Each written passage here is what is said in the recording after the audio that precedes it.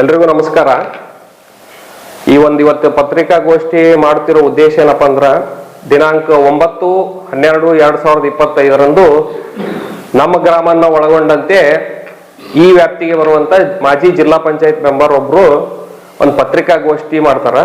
ಆ ಒಂದು ಪತ್ರಿಕಾಗೋಷ್ಠಿ ಒಳಗ ಅನೇಕ ವಿಷಯಗಳನ್ನ ಪ್ರಸ್ತಾಪಿಸ್ತಾರ. ಆ ಎಲ್ಲಾ ವಿಷಯಗಳ ಬಗ್ಗೆ ನಾನು ಮಾತನಾಡ್ಲಿಕ್ಕೆ ಹೋಗೋದಿಲ್ಲ.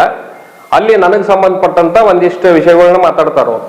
ಏನಂತ, ಯಾವನೇ ಒಬ್ಬ ವ್ಯಕ್ತಿ ನನಗಾಗದೇ ಇರೋಂಥವನು ಒಂದು ಪೋಸ್ಟ್ ಮಾಡ್ತಾನ, ಅದಕ್ಕೆ ಸಂಬಂಧಪಟ್ಟಂಗ ನೀವೇನೇನೇನೋ ನನ್ನ ಬಗ್ಗೆ ಹೇಳಾಕತ್ತೀರಿ ಅಂತ ಹೇಳ್ತಾರ.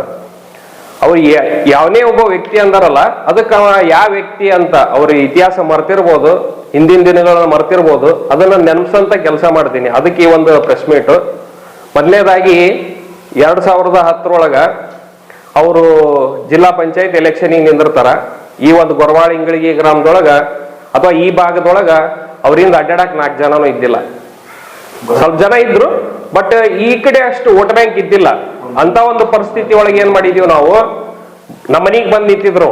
ಬಂದ್ ನಿಂತಾಗ ಆಯ್ತು, ನಮ್ಮವ್ರೆ, ನಮಗ್ ಬೇಕಾದವ್ರೆ ಇವರು, ಅದಕ್ಕೆ ಇವ್ರಿಗೆ ಒಂದು ಸ್ಕೋಪ್ ಕೊಡೋಣ ಅಂತ ಹೇಳಿ ನಾವೆಲ್ಲ ಕಷ್ಟಪಟ್ಟು ಅವ್ರಿಂದ ಓಡಾಡಿ ಅವ್ರನ್ನ 250 ಓಟ್ಗಳ ಅಂತರದೊಳಗ ಗೆಲುವು ಆಗ್ಲಿಕ್ಕೆ ನಮ್ದೊಂದು ಅಳಿಲು ಸೇವೆ ಇದೆ. ಅದೇ ವ್ಯಕ್ತಿನೇ ಇವತ್ತು ಪೋಸ್ಟ್ ಮಾಡಿರೋದು. ಮೊದಲನೇ ವಿಷಯ, 2018ರಿಂದ 23 ಇಲ್ಲಿ ಬೇರೆ ಪಕ್ಷದ ಆಡಳಿತ ಇರ್ತೈತಿ.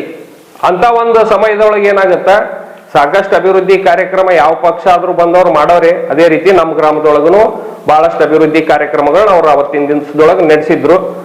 ಒಂದು ಏನಾಗುತ್ತಲ್ಲಿ, ಆ PWD ಅಧಿಕಾರಿಗಳು ಹಾಗೂ ಗುತ್ತಿಗೆದಾರ ಬಾಗಲಕೋಟದವನು ಒಂದು ಗೋಲ್ಮಾಲ್ ಮಾಡಿ 20 ಲಕ್ಷ ರೂಪಾಯಿ ಬಿಲ್ ಎತ್ತಾ ಇದ್ರು. ಆ ಬಿಲ್ ಎತ್ತಂತ ಸಮಯದೊಳಗೆ ಅದು ನನ್ನ ಗಮನಕ್ಕೆ ಬರುತ್ತಾ. ಅದು ಎಂತ ಬಿಲ್ ಇರ್ತೈತೆ ಅಂತಂದ್ರೆ, ಮುಖ್ಯ ರಸ್ತೆ, ಗ್ರಾಮದೊಳಗಿರಂತ ಮುಖ್ಯ ರಸ್ತೆ ಗಟರ್ ಇದ್ದಂಗಿತ್ತು, ಅದಕ್ಕೆ CC ರೋಡ್ ಆಗಿತ್ತು, ಬಟ್ ಅದು ಮಾಡಿರ್ಲಿಲ್ಲ ಅವ್ರು. ಅದಕ್ಕೆ ನಾನೇನ್ ಮಾಡಿದೆ, ಅದು ನನ್ನ ಗಮನಕ್ಕೆ ಬರಲಾಗಿ ಕಾನೂನಿನ ಮುಖಾಂತರ ಹೋರಾಟ ಮಾಡಿ ಅವ್ರೀಗ ಸ್ವಲ್ಪ ತಾಕೀತು ಮಾಡಿದಾಗ ಅವರು ಜೈಲಿಗೆ ಹೋಗಂತ ಪರಿಸ್ಥಿತಿ ಬರ್ತೈತಿ. ಅವಾಗ ಅಧಿಕಾರಿಗಳು, ಅವತ್ತಿನ ಗುತ್ತಿಗೆದಾರ ನಮ್ಮ ಮನೆಗೆ ಓಡಿ ಬರ್ತಾರ. ಓಡಿ ಬಂದು ಕುಂತಾಗ ನಾನೇನು ಅದಕ್ಕೆ ಬಗ್ಲಿಲ್ಲ. ನಿಮ್ಗೆ ತಪ್ಪು ಮಾಡಿದಿರಿ, ನಿಮಗೆ ಶಿಕ್ಷೆ ಆಗ್ಲೇಬೇಕಂತ ನಿಂತಿದ್ದೆ. ಅಂತ ಒಂದು ಸಮಯದೊಳಗ ನೀವೇ ನನಗೆ ಕಾಲ್ ಮಾಡ್ತೀರಿ. ಕಾಲ್ ಮಾಡಿ, ಆ ಗುತ್ತಿಗೆದಾರ ನನಗೆ ಬಹಳ ಸಂಬಂಧಪಟ್ಟವ, ನನಗೆ ಬೇಕಾದವ, ಬಿಟ್ಬಿಡು ಪ್ರಶಾಂತ್ ಅಂತ ಹೇಳ್ತೀರಿ. ನಾನು ಅವ್ರನ್ನ ಬಿಡ್ತಿರ್ಲಿಲ್ಲ. ನೀವೇನೋ ಒಂದು ಹೇಳಿದಿರ ಅಂತ ಅವ್ರನ್ನ ಜೈಲಿಗೆ ಹೋಗ್ಸೋದು ಅಷ್ಟೇ ತಪ್ಪಿಸಿದೆ, ಆದ್ರ ಕೆಲಸ ಮಾಡ್ಲೇಬೇಕಂತ ಹೇಳಿದೆ. ಆ ಒಂದು ಕಾರಣಾರ್ಥ ಇವತ್ತಿಲ್ಲೇ ಇದೆ CC ರೋಡ್. ನೀವು ಮೀಡಿಯಾದವ್ರನ್ನು ನೋಡ್ಬೋದು. ಇವತ್ತಿಡೀ ನಮ್ಮ ಗ್ರಾಮದ ಜನ ನೆನೆಸ್ತೈತೆ ಅದು. ಅವತ್ತೇನು ನೀವು ರಿಕ್ವೆಸ್ಟ್ ಮಾಡ್ಕೊಂಡಿದ್ರಲ್ಲ, ಅದೇ ವ್ಯಕ್ತಿ ಇವತ್ತು ನಿಮ್ ಬಗ್ಗೆನೂ ಪೋಸ್ಟ್ ಮಾಡಿರೋದು. ಇದು 3ನೇದ್ದು. ಆಮೇಲೆ ನೆಕ್ಸ್ಟ್ 2023 ಅಸೆಂಬ್ಲಿ ಎಲೆಕ್ಷನ್ ಬರ್ತೈತಿ. ನನ್ನ ಜಡ್ಪಿ ಕ್ಷೇತ್ರ ಅಂತ ನೀವೇನ್ ಹೇಳ್ತಿದ್ರಲ್ಲ, ಬಲ್ಕುಂದಿ, ಸಂಕಲಾಪುರ, ಗೊರವಾಳ, ಇಂಗಳಗಿ, ಚಿನ್ನಾಪುರ, ತೊಂಡ್ಯಾಳ, ಗೋಪ್ಶಾನಿ, ಬೂದಿಯಾಳ, ಈ ಕಡೆ ಸೈಡ್ ಹೋದ್ರೆ ಕೆಸರುಬಾವಿ, ಉನ್ಕುಂಟಿ, ಈ ಅನೇಕ ಗ್ರಾಮದೊಳಗ ನಾನೇ ನೀವು ಮಾಡ್ಬೇಕಾಗಿರುವಂತ ಕೆಲಸ ನನಗೆ ನೀವು ಜವಾಬ್ದಾರಿ ಕೊಟ್ಟಿದ್ರಿ. ಓಡಾಡಿ ಹೋಗಿ ಎಲ್ಲಾ ಕಡೆನೂ ಪ್ರಾಸ್ತಾವಿಕ ಭಾಷಣ ಮಾಡಿ, ಯುವಕರ ಮನವೊಲಿಸುವಂತ ಕೆಲಸ ಮಾಡಿ, ನನ್ನ ಒಂದು ಅಳಿಲು ಸೇವೆಯಿಂದ ನಾನೇ ಮಾಡಿದ್ದೇನೆ ಅಂತಲ್ಲ, ನನ್ನ ಒಂದು ಕಾಂಟ್ರಿಬ್ಯೂಷನ್ ಇದೆ. ಆ ಒಂದು ಕಾರಣಕ್ಕೆ ಅವತ್ತಿನ ಪಕ್ಷದ ನಮ್ಮ ನಾಯಕರು ಅವರು ಆರಿಸಿ ಬರ್ತಾರ. ಇವೆಲ್ಲ ಆಗ್ತಾವ. ಇವೆಲ್ಲ ಆಗೋದ್ರಿಂದ ಅದೇ ವ್ಯಕ್ತಿನೇ ಇವತ್ತು ನಿಮ್ ಬಗ್ಗೆ ಪೋಸ್ಟ್ ಮಾಡಿರೋದು.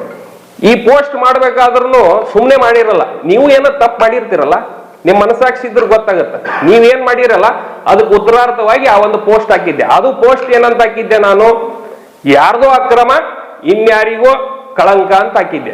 ಅದು ಡೀಟೇಲ್ ಆಗಿ ಅರ್ಥ ಆಗೋರಿಗೆ ಅರ್ಥ ಆಗಿರ್ತೈತೆ. ಅದು ಹೌದಾ? ಅದು ಅಕ್ರಮ ಮರಳು ಗಣಿಗಾರಿಕೆ ಬಗ್ಗೆನೇ ಮಾತಾಡ್ಬೇಕಂತಂದ್ರೆ ನಾನು ಇನ್ನೊಂದ್ಸಲ ಮಾತಾಡ್ತೀನಿ. ನನ್ನಷ್ಟು ಸಾಕಷ್ಟು ಜನ ಬಂದಿದ್ದಾರೆ ಅಲ್ಲಿ. ಅವಾಗ ಏನೇ ನಡೆದಿದೆ ಅಲ್ಲ ಅಕ್ರಮ, ಅಲ್ಲಿರಂತ ಅನೇಕ ಜನರು ಇವತ್ತಿನ ತನೂ ನನಗೆ ಸಂಪರ್ಕದೊಳಗೆ ಅದಾರ. ಎಲ್ಲರೂ ಬಂದು ಹೇಳ್ತಾ ಇದ್ದಾರೆ ಎಷ್ಟು ಅಕ್ರಮ ಆಗಿದೆ, ಏನಾಗಿದೆ ಅಂತ.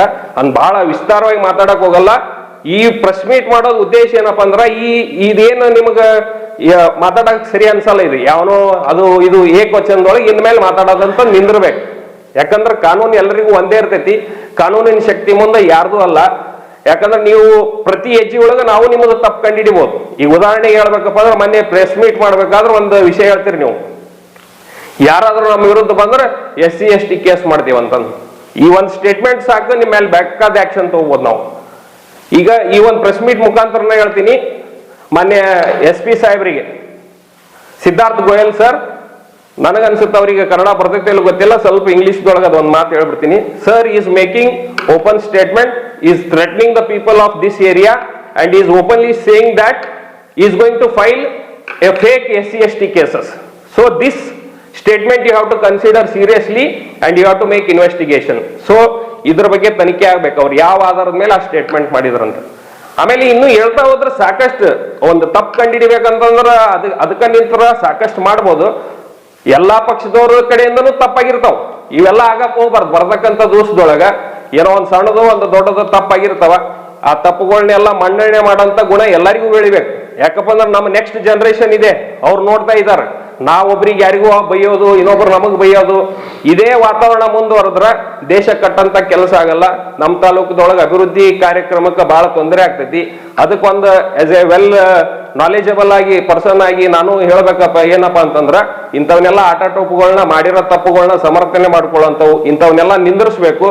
ಇಲ್ಲ ಇದನ್ನ ಹಿಂಗೆ ಮುಂದುವರ್ಸ್ಕೊಂತ ಹೋದ್ರಪ್ಪ ಅಂದ್ರ ಎಲ್ಲರಿಗಿಂದನೂ ಎಲ್ಲಾರು ಸಮಾಜನೂ ಇರ್ತಾವ, ಬೇರೆ ಸಮಾಜದವ್ರು ಅನ್ಯೋನ್ಯವಾಗಿರೋಂಥವ್ರು ಎಲ್ಲಾರು ಅವ್ರು ಬಂಧು ಬಳಗ ಇರ್ತೈತಿ, ಗೆಳೆಯರು ಇರ್ತಾರ. ಎಲ್ಲದಕ್ಕಿಂತ ಮುಖ್ಯವಾಗಿ ಕಾನೂನು ಇರ್ತೈತಿ. ಅದಕ್ಕೆ ಇನ್ಮ್ಯಾಗ ಇಂಥವೆಲ್ಲವನ್ನ ಇಲ್ಲಿಗೆ ನಿಂದಿರಿಸಿ ಎಲ್ಲರನ್ನು ಗೌರವಿತವಾಗಿ ಕಾಣಬೇಕು, ಗೌರವಿತವಾಗಿ ಪ್ರೀತಿಯಿಂದ ಮಾತಾಡಿಸ್ಬೇಕು. ಇಂಥ ಕಾರ್ಯಕ್ರಮಗಳು ಆಗ್ಬೇಕು. ಅಂತ ಒಂದು ಬಾಂಧವ್ಯ ನಮ್ಮ ತಾಲೂಕದೊಳಗ ಅಪೇಕ್ಷೆ ಪಡ್ತಂತ ವ್ಯಕ್ತಿಗಳೊಳಗ ನಾನು ಮೊದಲೇದವ. ಸೊ ಅದಕ್ಕೆ ಇಂಥವೆಲ್ಲ ಬರ್ತಕ್ಕಂಥ ದಿವಸದೊಳಗೆ ಅಪೇಕ್ಷೆ ಪಡ್ತಾ ಇವನ್ನೆಲ್ಲವನ್ನೂ ಇಲ್ಲಿಗೆ ಸ್ಟಾಪ್ ಮಾಡ್ಬೇಕಂತ ಹೇಳಿ ಈ ಒಂದು ಪ್ರೆಸ್ ಮೀಟ್ ಮುಖಾಂತರ ಮನವಿ ಮಾಡ್ತಾ ಇದ್ದೀನಿ. ಇದನ್ನೇನು ಯಾರಿಗೂ ಅಂಜಿ ಏನು ಹೇಳ್ತಾ ಇಲ್ಲ. ಮತ್ತ ನೀವು ಬೇರೆ ಟೈಪ್ ತೊಳ್ಕೊಳಕ್ ಹೋಗ್ಬೇಡ್ರಿ. ಎಲ್ಲಾರ್ದು ಅವ್ರದೇ ಇಂದ ಒಂದು ಶಕ್ತಿ ಇರ್ತೈತಿ. ಯಾವ ಹಂತಕ್ಕೆ ಹೋದ್ರು ಅದಕ್ಕಿಂತ ಹೆಚ್ಚಿಗೆ ಹೋಗಕ್ ಇನ್ನೊಂದು 10 ಹಂತ ಇದ್ದೇ ಇರ್ತಾವ. ಎಲ್ಲರಿಗೂ ಇನ್ನೊಬ್ರು ಸಪೋರ್ಟ್ ಕೊಡ್ತಾರ. ಮಿತ್ರ ಶತ್ರು ಅಂತ ಅಂತಾರ. ಸೊ ಹಿಂಗಾಗಿ ಒಬ್ಬೊಬ್ರೊಬ್ಬರು ಕೈ ಜೋಡಿಸ್ಕೊಂತ ಹೋದ್ರೆ ಯಾರನ್ನ ಏನ್ ಬೇಕಾದ್ರೂ ಮಾಡ್ಬೋದು. ಅದಕ್ಕಿಂತವೆಲ್ಲ ಆಗಕ್ ಹೋಗ್ಬಾರ್ದು. ಇನ್ಮ್ಯಾಗ ಎಲ್ಲ ಈ ಆಟಾಟೋಪುಗಳು ನಿಂತು ಎಲ್ಲಾರನ್ನು ಗೌರವಿತವಾಗಿ ಕಾಣಬೇಕು. ಅಂದ್ರೆ ಎಲ್ಲಾರು ಅನ್ಯೋನ್ಯವಾಗಿರ್ತಾರ. ಇಲ್ಲ ಯಾಕಂದ್ರೆ ಕಾನೂನು ಬಹಳ ಸೂಕ್ಷ್ಮ ಇದೆ. ಈಗ ಆಗ್ಲೇ ಒಂದು ಪೊಲೀಸ್ ಡಿಪಾರ್ಟ್ಮೆಂಟ್ ಸಾಹೇಬ್ರದ್ದು ಹೇಳಿದೆ ನಾನು. ಅದೇ ರೀತಿ ಈಗ ಹೇಳ್ತಾ ಹೋದ್ರೆ ಈಗ ಇಲ್ಕಲ್ IB ಇದೆ, ಇನ್ಸ್ಪೆಕ್ಷನ್ ಬೆಂಗಳೂರು. ಅಲ್ಲಿ ಹೋಗಿ ಅಧಿಕಾರಿಗಳು ಮಾಡ್ಲಿ, ರಾಜಕಾರಣಿಗಳು, ಜನಪ್ರತಿನಿಧಿಗಳು ಮಾಡ್ಲಿ, ಯಾರ್ಯಾರೋ ಹೋಗಿ ನೀವು ಅಲ್ಲಿ ಪ್ರೆಸ್ ಮೀಟ್ ಮಾಡ್ತೀರಿ. ಎದಕ್ ಮಾಡ್ತೀರಿ ಪ್ರೆಸ್ ಮೀಟ್? ಅದಕ್ಕೆ ಅವಕಾಶ ಇದೆನಾ?